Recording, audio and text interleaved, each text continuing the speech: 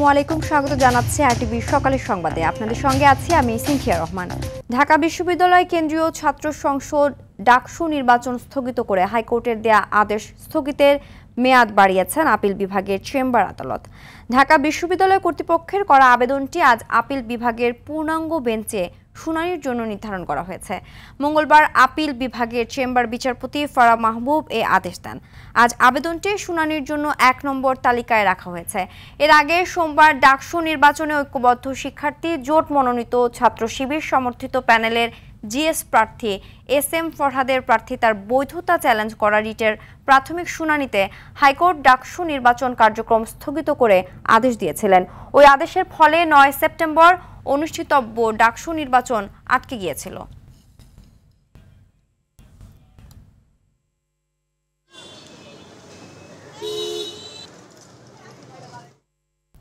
দর্শক, এই মুহূর্তে হাইকোর্ট থেকে সরাসরি যোগ দিচ্ছেন সহকর্মী জি.এম. মাহমুদ। মাহমুদ, শুনানি কোন পর্যায়ে আছে, কোনো আদেশ হয়েছে কিনা জানাবেন? সিনথিয়া, এই আপিল শুনানিটি আজ ১ নম্বর আইটেমে ছিল, অর্থাৎ সকাল ১০টায় শুরু হওয়ার কথা ছিল। একজন বিজ্ঞ সিনিয়র আইনজীবী তিনি মৃত্যুবরণ করায় এই শুনানির সময়টা পিছিয়ে নেওয়া হয়েছে। অর্থাৎ ১১টা থেকে আজকে আদালতের বিচারিক কার্যক্রম শুরু হবে, বিধায়ী ১১টা থেকেই কিন্তু এই বিষয়ে শুনানি হবে এবং সেখানে শুনানি করবেন ঢাকা বিশ্ববিদ্যালয়ের পক্ষে অ্যাডভোকেট শিশির মনির। এবং এই শুনানিটি কিন্তু পূর্ণাঙ্গ বেঞ্চে প্রধান বিচারপতি ডক্টর সৈয়দ রেফাত আহমেদের নেতৃত্বাধীন পূর্ণাঙ্গ বেঞ্চেই শুনানি হবে এবং শুনানির পর হয়তো একটি আদেশ আসবে যে এই হাইকোর্টের দেয়া যে রায়, এই রায় যে স্থগিত করা হয়েছে এটা স্থগিত থাকবে কিনা বা কোনো নির্দেশনা আসবে কিনা। তো এটি আসলে ১১টার পর আমরা জানাতে পারবো। যে আপাতত আমরা অপেক্ষা করছি, যেহেতু এটি যথেষ্ট গুরুত্ব দিয়েই বা আসলে এই শুনানিটি বা একটু তাড়াহুড়া করা হচ্ছে। কারণ হলো গুরুত্ব বিবেচনায় যেহেতু ডাকসু নির্বাচনের তারিখও নির্ধারিত হয়েছে, তো এই জন্য এটিকে আসলে জাতীয় গুরুত্ব বিবেচনায় নিয়ে কিন্তু বিচারিক কার্যক্রম এগিয়ে নেওয়া হচ্ছে। তো আমরা অপেক্ষা করছি, পরবর্তী সংবাদে নিশ্চয়ই এ ব্যাপারে কোনো আদেশ আসছে কিনা এটি জানাতে পারবো। তো আপাতত এই ছিল আমার কাছে এ বিষয়ে সর্বশেষ তথ্য। সিনথিয়া, ধন্যবাদ। উৎসব মুখরভাবে চলছে জাহাঙ্গীরনগর বিশ্ববিদ্যালয় ডাকসু ও হল সংসদ নির্বাচনের প্রচার। প্রতিশ্রুতি নিয়ে প্রার্থীরা ছুটছেন ভোটারের দ্বারে দ্বারে। তবে ভোটাররা বলছে সাধারণ শিক্ষার্থীদের সমস্যা দাবির বিষয় নিয়ে যারা কাজ করবেন তাদেরকেই এবার বেছে নেবেন তারা। দীর্ঘ অপেক্ষার পর আসা সুযোগটা কাজে লাগাতে চান এই শিক্ষার্থীরা। এই প্রচার চলবে আগামী ৯ সেপ্টেম্বর পর্যন্ত। দীর্ঘ ৩৩ বছর পর অনুষ্ঠিত হতে যাওয়া এই নির্বাচন আগামী ১১ সেপ্টেম্বর অনুষ্ঠিত হবে। ডাকসুর ২৫টি পদের বিপরীতে লড়ছেন ১৭৯ জন প্রার্থী। এদিকে রাজশাহী বিশ্ববিদ্যালয় কেন্দ্রীয় ছাত্র সংসদ নির্বাচনে মনোনয়নপত্র বিতরণের শেষ দিন আজ। সকাল ১০টা থেকে বিকেল ৫টা পর্যন্ত শিক্ষার্থীরা ডাকসুর কোষাধ্যক্ষের কার্যালয় থেকে মনোনয়নপত্র সংগ্রহ করতে পারবে। এছাড়াও প্রার্থীদের ডোপ টেস্টের প্রক্রিয়াও চলমান রয়েছে। যেমন আমরা চিন্তা করি যে একটি সুস্থ রাজনৈতিক ধারা যাতে আমাদের ক্যাম্পাসগুলোতে বহমান থাকে। আমরা এমন নেতৃত্ব চাই যারা আমাদের শিক্ষার্থীদের কথা তুলে ধরবে। ডাকসুতে যে বা যারাই নির্বাচিত হয়ে আসুক এবং যারা আসবে না তারাও সাথে যাতে একসাথে কাজ করতে পারে। গত 2 দিন ধরে সায়েন্স ফ্যাকাল্টি গুলোতে গিয়েছে, তারা খুব চমৎকার ভাবে গ্রহণ করছে এবং তারা বলছে যে তারা আসলে প্যানেলের সবাইকে ভোট দিবে। ভোটারদের কাছে যাচ্ছে, আমার মনে হয় যে তাদেরকে আরেকটু সম্পৃক্ত করতে যদি পারি, এটা একটা চ্যালেঞ্জের ব্যাপার। আর কোনো অভিযোগ নেই। এই বিষয়ে আরো জানাতে জাহাঙ্গীরনগর বিশ্ববিদ্যালয়ে আছেন সহকর্মী ওমর ফারুক। ফারুক, ক্যাম্পাসের কি পরিস্থিতি দেখছেন? প্রার্থী নির্বাচনের শিক্ষার্থীরা কোন বিষয়টিকে বেশি গুরুত্ব দেবেন, তাদের বক্তব্য কি? চিন্তিয়া, আপনাকে ধন্যবাদ। আমি এই মুহূর্তে রয়েছে জাহাঙ্গীরনগর বিশ্ববিদ্যালয়। আর আপনাকে জানিয়ে রাখি, আগামী ১১ সেপ্টেম্বর যে ডাকসুর যে নির্বাচন অনুষ্ঠিত হতে যাচ্ছে, সেই নির্বাচনকে ঘিরে কিন্তু জাহাঙ্গীরনগর বিশ্ববিদ্যালয় এখন উৎসব মুখর পরিবেশ বিরাজ করছে। সাধারণ ভোটাররা চাচ্ছেন তাদের যে পছন্দের যে প্রার্থী রয়েছে, পছন্দের যে প্রার্থী তালিকায় রয়েছে, তারা যেন তাদের যে দুঃখ দুর্দশা, অর্থাৎ বিশ্ববিদ্যালয়ের যে সমস্যাগুলো রয়েছে, হলগুলোতে যে সমস্যাগুলো রয়েছে, সেই সমস্যাগুলো নিয়ে যারা কাজ করবেন তাদেরকেই তারা পছন্দের প্রার্থী তালিকায় রেখেছেন বলে আমাদেরকে জানিয়েছেন। প্রার্থীরা কিন্তু সকাল থেকে গভীর রাত অবধি কিন্তু তারা এই প্রচারণায় মেতে রয়েছেন, প্রচারণায় করে যাচ্ছেন, তারা ভোটারের দ্বারে দ্বারে যাচ্ছেন বলে আমরা দেখেছি। তো প্রার্থীরা কিন্তু এখনো সন্তোষ প্রকাশ করেছেন বিশ্ববিদ্যালয়ে যে বর্তমান যে নির্বাচনী যে পরিবেশ রয়েছে সেই পরিবেশ নিয়ে তারা কিন্তু সন্তোষ প্রকাশ করেছেন। বিশ্ববিদ্যালয় কর্তৃপক্ষ কিন্তু এই নির্বাচনকে নিশ্চিত নিরাপত্তা ব্যবস্থা বজায় রাখার জন্য বিশ্ববিদ্যালয় এলাকায় কিন্তু নিরাপত্তা ব্যবস্থা জোরদার করেছেন বলে আমরা দেখেছি এবং বিশ্ববিদ্যালয় প্রশাসনের সাথে আমরা কথা বলেছি। তারা কিন্তু আগামী 10, 11, 12 সেপ্টেম্বর পর্যন্ত যৌথ বাহিনীকে স্ট্রাইকিং ফোর্স হিসেবে বিশ্ববিদ্যালয় এলাকায় নিয়োজিত রাখবেন বলে তারা আমাদেরকে জানিয়েছেন। তো নির্বাচন নিয়ে জাহাঙ্গীরনগর বিশ্ববিদ্যালয় এই মুহূর্তে যে সরব আবহাওয়া বয়ে চলেছে সেই আবহাওয়া কিন্তু সামিল হয়েছেন কিন্তু বিশ্ববিদ্যালয়ের শিক্ষার্থী শিক্ষক ছাড়াও কিন্তু বিশ্ববিদ্যালয়ের কর্মকর্তা কর্মচারীরা কিন্তু মেতে উঠেছেন এই বিশ্ববিদ্যালয়ের নির্বাচনকে ঘিরে। দীর্ঘ 33 বছর পর যে নির্বাচন অনুষ্ঠিত হতে যাচ্ছে, তো সাধারণ ভোটাররা কিন্তু চাচ্ছে তাদের পছন্দের যে প্রার্থী রয়েছে তাদেরকে বের করে নিয়ে আসার জন্য। এদিকে 7টি প্যানেল কিন্তু ইতিমধ্যেই গঠিত হয়েছে। প্যানেল ছাড়াও কিন্তু স্বতন্ত্র প্রার্থী রয়েছে, তারা কিন্তু ভোটারের দ্বারে দ্বারে ঘুরে বেড়াচ্ছেন ভোট প্রার্থনা করে। তো জাহাঙ্গীরনগর বিশ্ববিদ্যালয় থেকে আমার কাছে এই ছিল সর্বশেষ। সিনথিয়া, ধন্যবাদ।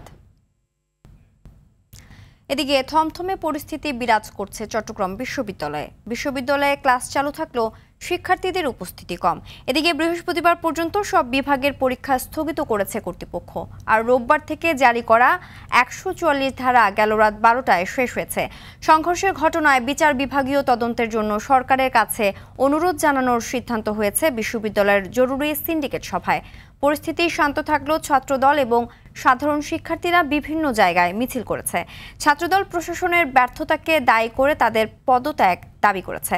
বিশ্ববিদ্যালয় প্রশাসন 98 জনের নাম উল্লেখ করে অজ্ঞাত আরও 1000 জনকে আসামি করে হাটহাজারী থানায় মামলা করেন।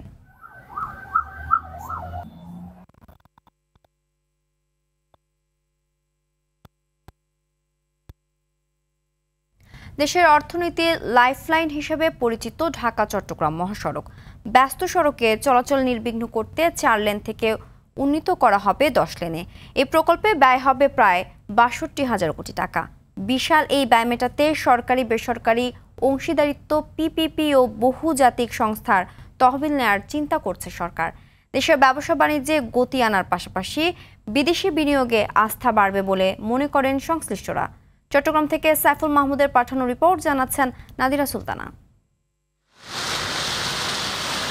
দেশের সবচেয়ে ব্যস্ততম ও গুরুত্বপূর্ণ রুট ঢাকা চট্টগ্রাম মহাসড়ক। সড়কটি 10 লেনে উন্নীত করার লক্ষ্যে এরই মধ্যে সম্ভাব্যতা যাচাই ও নকশা তৈরি করা হয়েছে। 250 কিলোমিটার দীর্ঘ মহাসড়কটির মাঝের 6 লেন থাকবে ডেডিকেটেড। দুই পাশে 4 লেনে চলবে কম গতি এবং স্থানীয় গাড়ি। ফেনী কিংবা কুমিল্লা থেকে কোনো গাড়ি চাইলেই সরাসরি উঠতে পারবে না প্রধান সড়কে, ফলে কমবে দুর্ঘটনা। ঢাকা চট্টগ্রাম মহাসড়ক 10 লাইন করা জরুরি। ফুডের গাড়িগুলো আসার জন্য এক পাশে যদি ফুডের গাড়ি চলে যায়, এক পাশে যদি সাধারণ গাড়ি একজন একসাথে বাস চলে, তাহলে এই যানজটটা আমরা মুক্ত পাবো। যত দ্রুততম সময়ে সম্ভব ঢাকা চট্টগ্রাম মহাসড়ক 10 লেনে উন্নীত হোক। ঢাকা চট্টগ্রাম মহাসড়ক যদি 10 লেনে উন্নীত হয়, আমাদের এই যে প্রতিনিধি যে দুর্ঘটনা ঘটে নিঃসন্দেহে এটা হ্রাস পাবে। মহাসড়কে দ্রুতগতির 6 লেন ব্যবহার করতে গুনতে হবে নির্ধারিত টোল। এছাড়া থাকছে 6টি ওরাল ক্রসিং, 20টিরও বেশি ওরাল সার্ভিস ইন্টারচেঞ্জ, আর নিরাপত্তা নিশ্চিতে রাখা হবে 3 মিটার প্রশস্ত জরুরি লেন। ভবিষ্যতে মহাসড়কটি এশিয়ান হাইওয়ে ও সাসেক করিডোরে সংযুক্ত হবে। কক্সবাজার এবং 3 পার্বত্য জেলায় যোগাযোগের ক্ষেত্রেও থাকবে গুরুত্বপূর্ণ অংশীদারিত্ব। ইতিমধ্যে এটার ডিজাইন চূড়ান্ত হয়েছে এবং ডোনাল হান্টিং চলছে। আমরা আশা করছি দ্রুত সময়ের মধ্যে হয়তো কাজটি আরম্ভ করা যাবে। কাজটি বাস্তবায়নকালে আসলে আমরা চেষ্টা করব সর্বোচ্চ উপাদানের বিদ্যমান ফ্যাসিলিটিকে অক্ষুণ্ণ রেখে নির্মাণ কাজটি সম্পন্ন করা হবে, যাতে জনগণের দুর্ভোগ একদম মিনিমাম থাকে। প্রতিদিন এই মহাসড়ক দিয়ে চলাচল করে 46,000-এর বেশি গাড়ি। সক্ষমতার চেয়ে বেশি যানবাহন চলাচল করায় মহাসড়কটির বিভিন্ন অংশে যানজটের সৃষ্টি হয়। দেশের অর্থনীতিকে এগিয়ে নিতে এই প্রকল্পকে সময় উপযোগী হিসেবে দেখছেন সংশ্লিষ্টরা। নাদিরা সুলতানা, RTV। বর্ষা এলেই পুরান ঢাকার 7 রজা সড়কের বাসিন্দাদের নিত্যসঙ্গী হয়ে ওঠে জলাবদ্ধতা। চরম ভোগান্তি পোহাতে হয় কর্মজীবী ও শিক্ষার্থীদের। এলাকাবাসীর দাবি সরু ড্রেনেজ ব্যবস্থার কারণে এই দুর্দশা। তবে এর জন্য স্থানীয় বাসিন্দাদের অসচেতনতাকেই দায়ী উল্লেখ করে দীর্ঘমেয়াদী পরিকল্পনার কথা জানিয়েছে ঢাকা দক্ষিণ সিটি কর্পোরেশন। জলাবদ্ধতা নিয়ে আলওয়ান খানের ধারাবাহিক প্রতিবেদনের আজ প্রথম পর্ব। গভীর গর্জন করে সদা জলধর, উথলিল নদ নদী ধরুণীর উপর। যদি বলা হয় মাইকেল মধুসূদন দত্ত রাজধানীর পুরান ঢাকার এই রাস্তাটির কথাই তার কবিতার পংক্তিটিতে উল্লেখ করেছেন, তাহলেও হয়তো ভুল হবে না। ময়লা পানিতে এভাবেই হাঁটু অবধি কাপড় তুলে চলাচল করছে সাধারণ মানুষ। বৃষ্টি নেই, অথচ ড্রেনের পানিতে রাস্তা জমে থাকে। সামনে মসজিদে কোনো নামাজ পড়তে পারে না মানুষ। এই পানি পাড়া পরে আমার বুড়া মানুষরা মাজুর যারা তারা পড়ে গেছে। এই যে পানি পাড়ে রাস্তা দিয়ে কাপড় তুলে আসে, এটা অনেক বড় একটা মান সম্মানের ব্যাপার। ফজর বেলা স্কুল যেতে পারি না, ফজর বেলা বৃষ্টি হয়, পানি উঠে যায়। যে কোনো মুহূর্তে একটা লোক যদি না বুঝে যে ওখানে আপনার গর্ত আছে, ও কিন্তু আপনার ভিতরে ঢুকে হারাই যেতে পারে। বিঘ্নিত হচ্ছে স্বাভাবিক জীবন, বন্ধ হওয়ার পথে ক্ষুদ্র ব্যবসা। কোনো ব্যবস্থা নেওয়া হইতেছে না, আমাদের দোকানে আমরা কোনো মাল বিক্রি করতে পারতেছি না। মানুষ অন্য এলাকা থেকে মাল কয় করে নিয়ে যেতে আসে। ব্যবসা বাণিজ্য করা পারতেছি না এই পানিতে, আর এই পানিটা হলে ড্রেন জাম, পানি পাস হয়ই না। নিম্নবিত্ত মানুষ সেই বাজার করতে আসে, বয়স্ক মহিলারাও আসে, অনেকের খাবার দাবার ওই পানির ভিতরে পড়ে যায়। ঢাকা দক্ষিণ সিটি কর্পোরেশনের প্রধান নির্বাহী কর্মকর্তা বলেন, যত্রতত্র ফেলা পলিথিনই জলাবদ্ধতার অন্যতম কারণ। এই পলিথিনের সহজলভ্যতার কারণেই আমরা কিন্তু এই পলিথিনগুলো আবার যখন আমাদের নাগরিকরা ব্যবহার করেন, এটি আবার রাস্তায় চলে আসে এবং রাস্তার কারণে এইগুলো বৃষ্টির সাথে আমাদের ড্রেনে পড়ে যায়। আমাদের আপনি জানেন বিদ্যমান আউটলেটের সংখ্যা হলো, আমাদের একটি কমলাপুরে আছে, একটি হলো ধুলাইপাড়ে আছে, আর একটি হাতিঝিলে আছে। এই তিনটি ছাড়া আমাদের এই পুরাতন ঢাকার সাথে রিলেটেড যে অংশটা আছে, এটা কিন্তু এটার সাথে আমাদের আউটলেট কিন্তু কম। জলাবদ্ধতা নিরসনে ড্রেনেজ সিস্টেম উন্নয়নে দীর্ঘমেয়াদী পরিকল্পনার কথা জানালেন এই কর্মকর্তা। এখানে আমরা অন্য পরিকল্পনা করছি যে এখানে কোনো ফাইবার রিলেটেড ম্যানহোল ডাকনা দেওয়া যায়, এখানে আমাদের একটা পাইলটিং চলছে। এই ড্রেনে কিন্তু পাশেই কিন্তু আমাদের অনেক উঁচু হাই রাইজিং বিল্ডিং আছে, কিন্তু তো এটি জনগণের কিন্তু সহায়তা লাগবে। এটা যদি আমরা অনেক জায়গায় কিন্তু আমরা এটি করতে গিয়ে আমরা কিন্তু জনবাধার সম্মুখীন হয়েছি। এখানকার মানুষদের দাবি, যদি দ্রুত এলাকার ড্রেনেজ ও রাস্তা সংস্কার করা হয়, তাহলেই এই পরিস্থিতি থেকে মুক্তি পাওয়া সম্ভব। অপেক্ষা শুধু দায়িত্বশীলদের দায়িত্ববোধের। আলোয়ান খান, RTV, ঢাকা। মৌলিক অধিকার চিকিৎসা সেবা থেকে বঞ্চিত পটুয়াখালীর দ্বীপ উপজেলা রাঙ্গাবালির প্রায় 2 লাখ বাসিন্দা। নদিয়া সাগর বেষ্টিত উপজেলাটিকে এখনও গড়ে ওঠেনি কোনো সরকারি হাসপাতাল। একটি হাসপাতালে নির্মাণ কাজ শুরু হলেও বরাদ্দের অভাবে মাঝপথে থমকে আছে বাকি কাজ। পটুয়াখালীর রাঙ্গাবালি থেকে আয়ুব খানের পাঠানো তথ্যচিত্রে জানাচ্ছেন আব্দুল হামিদ। পটুয়াখালী জেলার বিচ্ছিন্ন দ্বীপ রাঙ্গাবালি, চারপাশের নদী আর সাগরের জোয়ার ভাটার ছন্দের মতোই চলে এখানকার চরাঞ্চলবাসীর জীবন। উন্নত স্বাস্থ্যকেন্দ্র না থাকায় জরুরি চিকিৎসা সেবা পেতে পার্শ্ববর্তী উপজেলা গলাচিপা বা পটুয়াখালী সদরে যেতে হয় বাসিন্দাদের। উপজেলার 12টি ওয়ার্ডে কমিউনিটি ক্লিনিক থাকলেও নেই কোনো সরকারি হাসপাতাল, নেই একজন MBBS চিকিৎসক। রাঙ্গাবালি হাসপাতাল নাই দেখে আমাদের কি ভোগান্তিতে আছি আমরা। এই স্ক্রিন বোর্ড পাড়ি দিয়ে অনেক দূরে যাওয়া লাগে। রাত্রে ট্রলার অথবা নৌকাযোগ ছাড়া এক চিকিৎসা সেবার কোনো সুযোগ আমাদের নেই। কোনো মানুষ যদি অসুস্থ হয়ে পড়ে বা ডেলিভারি সমস্যা হয়ে পড়ে, সেখানে কোনো চিকিৎসা করার মতো কোনো ব্যবস্থা নাই। আমাদের এই অঞ্চলে ভালো একটা হসপিটাল বা ক্লিনিক হোক, MBBS ডাক্তার আসুক। সংকট সমাধানে 2023 সালে 50 সজ্জার রাঙ্গামালী উপজেলা স্বাস্থ্য কমপ্লেক্সের নির্মাণ কাজ শুরু হলেও 1 বছরের মাথায় বরাদ্দের অভাবে বন্ধ হয়ে যায় বাকি কাজ। চিফ ইঞ্জিনিয়ার মহোদয় বলেছেন যে এটার যে বরাদ্দ এটি ওনারা উপরে চেয়েছেন, যদি বরাদ্দ পাওয়া যায় এটির কাজ ওনারা দ্রুত সম্পন্ন করবেন। নির্মাণাধীন স্বাস্থ্য কমপ্লেক্স যাতে দ্রুত গতিতে শেষ করা যায় সেজন্য আমি মন্ত্রণালয়ে কথা বলেছি। সঠিক সময়ে হাসপাতালে নিতে না পারায় অনেক গর্ভবতী মায়ের মৃত্যুর ঘটনা ঘটেছে এ অঞ্চলে। আধুনিক চিকিৎসা ব্যবস্থার অভাবে অসহায় স্বাস্থ্যকর্মীরাও।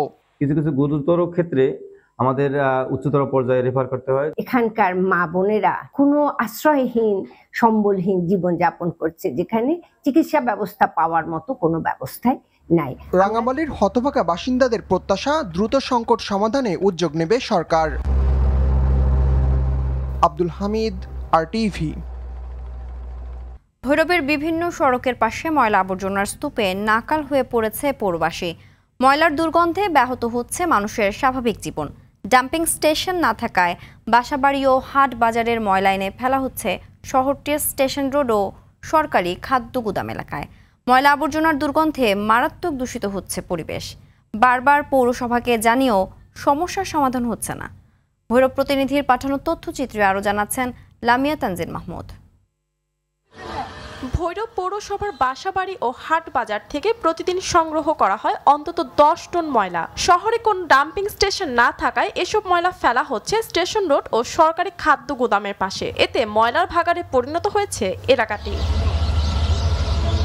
কয়েক মিটারের মধ্যেই রয়েছে শিক্ষা প্রতিষ্ঠান, বাসাবাড়ি ও দোকানপাট। প্রতিদিন এসব পথ দিয়ে যাতায়াত করেন কয়েক হাজার মানুষ। ময়লা থেকে সৃষ্টি হওয়া পোকামাকড় আর মশা মাছির মাধ্যমে মানুষের মাঝে দেখা দিয়েছে রোগবালাই। নাকে ধরে স্কুলে আসতে হয় এবং আমরা যখন ক্লাসে বসি তখনও অনেক দুর্গন্ধ, বৃষ্টির সময় আরো বেশি দুর্গন্ধ আছে। এই দেশে আসলে ভালো কোনো মানুষ নেই, আর ভালো মানুষ থাকলেও মানে একটা ভালো স্থানে যে জিনিসটা সরে নিব এরকমও মানুষ নাই। এখানে আগুন লাগা দেয়, ধোঁয়া লাগা দেয়, ময়লা ফেলা, দুর্গন্ধ, বাচ্চাদের অসুস্থ হয়ে যায়। প্রশাসনিক যে যারা কর্মকর্তা আছে বর্তমানে তাদেরকে আমি জোর দাবি জানাচ্ছি এবং অনুরোধ করছি ওনারা যেন জিনিসটা খুব দ্রুত এখান থেকে ময়লার জায়গাটা অপসারণ করার ব্যবস্থা করেন। দ্রুত ডাম্পিং স্টেশনের জন্য নির্দিষ্ট জায়গা বরাদ্দ করা হবে বলে জানালেন পৌর প্রশাসক। পৌরসভার অন্যান্য সকলকে নিয়ে উদ্যোগ গ্রহণ করেছে যাতে আমরা অতি শীঘ্র আমাদের যে সরকারি নীতিমালা আছে সেই নীতিমালার ভিতরে থেকে আমরা পৌরসভার জন্য একটি নির্দিষ্ট ডাম্পিং স্টেশন যাতে আমরা পৌরসভাবাসীকে উপহার দিতে পারি, এবং এই বিষয়ে আমাদের কার্যক্রম চলমান রয়েছে। দ্রুত এই সমস্যার সমাধানে প্রয়োজনীয় উদ্যোগ নেবে পৌর কর্তৃপক্ষ, এমনটাই প্রত্যাশা শহরবাসীর। লামিয়া তানজিন মাহমুদ, RTV। অনুকূল আবহাওয়া ও কৃষি বিভাগের সহায়তায় এবার পাটের বাম্পার ফলন হয়েছে মাগুরায়, ছাড়িয়ে গেছে লক্ষ্যমাত্রা। তীব্র দাবদাহের পর জমিতে খরা হলেও টানা বৃষ্টিতে পাট গাছের সতেজতা আশায় বেড়েছে উৎপাদন। খরচ কম ও বাজারে দাম ভালো পাওয়ায় হাসি ফুটেছে অধিকাংশ কৃষকের মুখে। তবে দরপতনের আশঙ্কাও করছেন অনেকে। মাগুরা থেকে মোখলেসুর রহমানের পাঠানো তথ্যচিত্রে বিস্তারিত জানাচ্ছেন আবরার মাহি। চলতি মৌসুমে পাটের বাম্পার ফলনে খুশি মাগুরার পাট চাষিরা। সোনালী আঁশ ঘরে তুলতে কেউ ধুয়ে রোদে দিচ্ছেন, কেউ বা ব্যস্ত শুকানোর কাজে। এবছর জেলায় 34,067 হেক্টর জমিতে পাট চাষের লক্ষ্যমাত্রা থাকলেও উৎপাদন হয়েছে তারও 30.3 হেক্টর বেশি জমিতে। এবছর বৃষ্টিপাত বেশি হওয়ায় পাট জাগ দেওয়ার জন্য পর্যাপ্ত পানি পেয়েছেন কৃষকরা। ভালো পাট হয়েছে, এবার পাটের বাজারও ভালো, তারপরে পানি হয়েছে, পানি হওয়ার কারণে পাটের মানও ভালো। 2200-2500 উপরে এবছরে সেই পাট আমি পাচ্ছি 3600-3700 টাকা দাম। পাট হয়েছে, কৃষকরা মোটামুটি পাটের উৎপাদন যা হয়েছে দামে হিসেবে কৃষকরা খুব খুশি। বৃষ্টির কারণে মাঠঘাটে পানি হয়েছে, এই কারণে পানিটাও ভালো আছে, জায়গায় জাগ দেওয়া আঁশটাও ভালো হয়েছে। অনুকূল পরিবেশ থাকায় পাটের মান ভালো হয়েছে বলে জানান এই কৃষি কর্মকর্তা। এবছর প্রচুর বৃষ্টিপাত হওয়ায় মাগুরাতে পাট জাগ দেওয়ার জন্য পর্যাপ্ত পানি কৃষকগণ পেয়েছেন। কৃষক ভালো পানি দিয়ে পাট ধৌত করতে পারছেন এবং পাটের আঁশের মান ভালো হয়েছে, কৃষক ভালো দাম পাচ্ছেন এবং কৃষকগণ খুশি আছে। সংশ্লিষ্টরা বলছেন উপযোগী আবহাওয়া, সরকারি প্রণোদনা আর উন্নত বীজের সরবরাহ বাড়ালে ভবিষ্যতে পাট উৎপাদনের রেকর্ড গড়বে মাগুরা জেলা। আবরার মাহি, RTV। শক্তির মহড়া দেখালো চীন। জাপানি আগ্রাসনের বিরুদ্ধে চীনের জনগণের প্রতিরোধ যুদ্ধ ও বিশ্বের ফ্যাসিবাদ বিরোধী যুদ্ধে বিজয়ের ৮০তম বার্ষিকীর কুচকাওয়াজ অনুষ্ঠিত হয়েছে। বেইজিংয়ের থিয়েন আনমেন চত্বরে অনুষ্ঠিত হয় এই মহড়ার সামরিক শক্তির প্রদর্শন করে দেশটি। এ সময় চীনা কমিউনিস্ট পার্টির কেন্দ্রীয় কমিটির সম্পাদক, দেশটির প্রেসিডেন্ট ও কেন্দ্রীয় সামরিক কমিশনের চেয়ারম্যান সি জিনপিং সমাবেশে ভাষণ দেন এবং সামরিক বাহিনীর কুচকাওয়াজ পরিদর্শন করেন। এবারের কুচকাওয়াজে অংশ নিয়েছেন রাশিয়ার প্রেসিডেন্ট ভ্লাদিমির পুতিন ও উত্তর কোরিয়ার নেতা কিম জং উনও। কিমের জন্য এটি 2019 সালের পর প্রথম চীন সফর। চীনের প্রেসিডেন্ট শি জিনপিংয়ের আমন্ত্রণে 26টি দেশের শীর্ষ নেতা ও সরকার প্রধান এই সমাবেশে উপস্থিত হয়েছেন।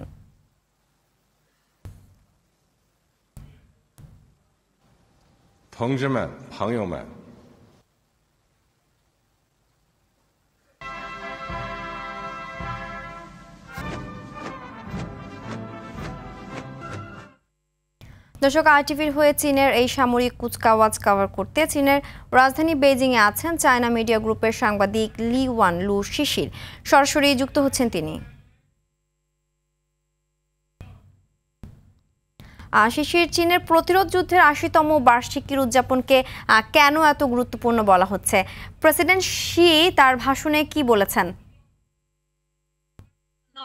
এখন আমি দাঁড়িয়ে আছি বেজিং এয়ার সাংহাই স্ট্রিটে। এখন চলছে একটি সমাবেশ অনুষ্ঠান।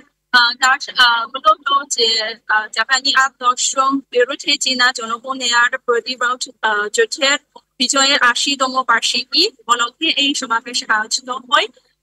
আর কেন এইবার যে সমাবেশ এত গুরুত্বপূর্ণ, আসলে এইবার যে সমাবেশের প্রতিবাদ থেকে আমরা যাই, কারণ এবার অনুষ্ঠানের প্রতিবাদ হলো যে ইতিহাস সমান শহীদ বীরদের শ্রদ্ধা এবং যে শান্তি লালন এবং অভিন্ন একটি সমৃদ্ধির ভবিষ্যৎ সৃষ্টি। তাই তো এই চার দিক থেকে আমরা তো এবার সমাবেশ আয়োজন করি। আর সরকারের যে অনুষ্ঠানে চীনের প্রেসিডেন্টের সাথে গুরুত্বপূর্ণ একটি ভাষণ দিচ্ছে। তো ভাষণে উল্লেখ করেন যে ইতিহাস আমাদেরকে সতর্ক করে যে আমাদের মানব জাতির যে অবিচ্ছেদ্য ভাবে সংযুক্ত।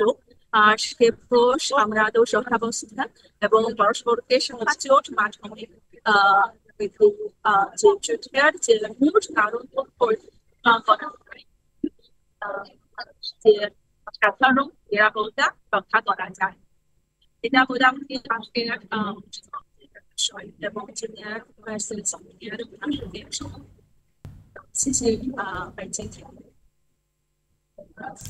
ধন্যবাদ। সিরিজ জয়ের পর এবার নেদারল্যান্ডসকে হোয়াইট ওয়াশের লক্ষ্য বাংলাদেশের। সিলেট আন্তর্জাতিক ক্রিকেট স্টেডিয়ামে সিরিজের তৃতীয় ও শেষ ম্যাচ শুরু হবে সন্ধ্যা ৬টায়। সিরিজ জুড়ে টাইগারদের ব্যাটিং অ্যাপ্রোচ প্রশংসা কুড়ালেও প্রশ্ন উঠছে এশিয়া কাপের প্রস্তুতি নিয়ে। সিলেট থেকে রানা আহমেদের ক্যামেরায় আরও জানাচ্ছেন রাফি আমিন।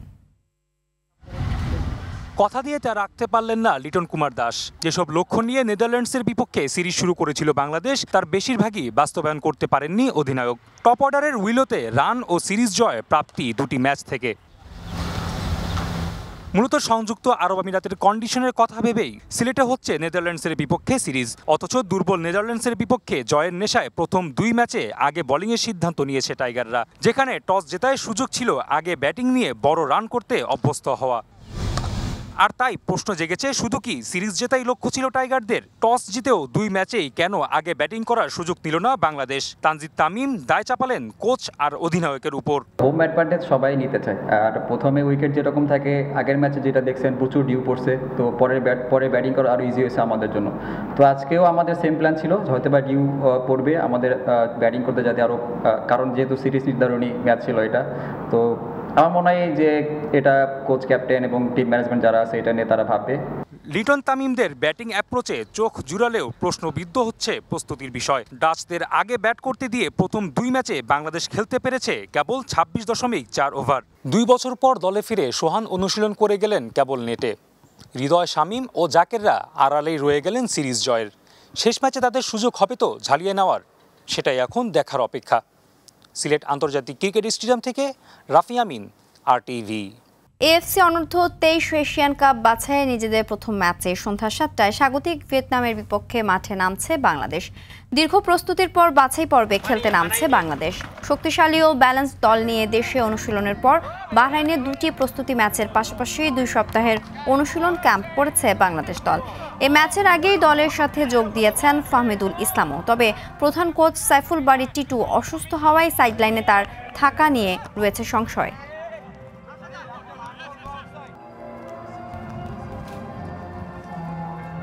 ওনার জ্বরটা আসছে যাচ্ছে, তো এই অবস্থায় আছেন, সেক্ষেত্রে আমি রেডি আছি টিটু ভাইয়ের দায়িত্বটা পালন করার জন্য, এবং আশা করব ছেলেরা এটাকে একটা চ্যালেঞ্জ হিসেবে নিবে যে টিটু ভাইকে কিছু দেওয়া যায় কিনা। অনেকদিন পর বাংলাদেশ একটা ভালো কম্বাইন একটা টিম পেয়েছে, সব মিলিয়ে আমরা কোচিং স্টাফও হ্যাপি। ওভারঅল ছেলেরা রেডি, আমার কাছে মনে হচ্ছে ছেলেরা রেডি, ছেলেরা দেশের জন্য কিছু করতে চায় এবং দেশকে এবং জাতিকে কিছু উপহার দিতে চায়। সকালের সংবাদ এ পর্যন্তই। মধ্যাহ্নের সংবাদ দুপুর 12টায় দেখার আমন্ত্রণ রইল। ধন্যবাদ সবাইকে।